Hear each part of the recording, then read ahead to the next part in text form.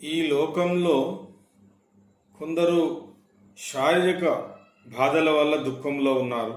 అంటే శారీరక బాధలు అంటే అనారోగ్యం, ఏదైనా యాక్సిడెంట్లు జరగడము,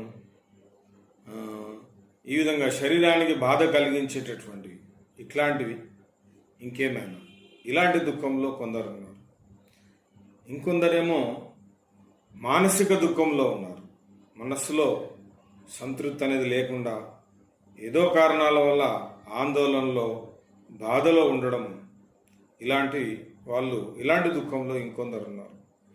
ఇంకొందరేమో ధనం వల్ల తాము కోరుకున్నంత ధనం లేదని, తమకన్నా ఎక్కువ వాళ్ళనో తమకు తక్కువగా ఉందనో ఉన్న దాంట్లో తృప్తి పడకుండా ఇంకా అనుకున్నంత సంపాదించలేదనే దుఃఖంలో కొందరున్నారు. ఈ విధంగా ప్రతి ఒక్కరూ ఏదో ఒక దుఃఖంలో ఉన్నారు.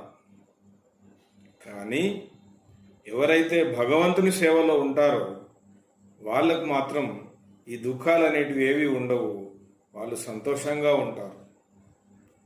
వాళ్ళు హృదయంలో ధనవంతులు అన్నమాట.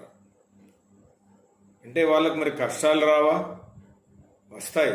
గుట్టలుగా కష్టాలు వస్తాయి. ఎందుకంటే తప్పకుండా వస్తాయి. మన చరిత్ర కనుక చూస్తే ఎంతోమంది గొప్ప గొప్ప భక్తులు ఎన్నో కష్టాలు పడినటువంటి సందర్భాలు మనకు ఉన్నాయి. రామదాసు కానీ, మీరా కానీ, భక్త తుకారాం కానీ, ఇట్లాంటి వాళ్ళు చాలామంది భక్తులు కష్టపడేటువంటి వాళ్ళు ఉన్నారు. కానీ వాళ్ళకు ఆ దుఃఖంగా అనిపించదు, దాన్ని దుఃఖంగా భావించరు. పరమాత్ముడు వాళ్లకు ఆ దుఃఖాన్ని ఓర్చుకునేటటువంటి శక్తిని ఇస్తాడు, దాన్ని ఎదుర్కొనేటటువంటి శక్తిని ఇస్తాడు.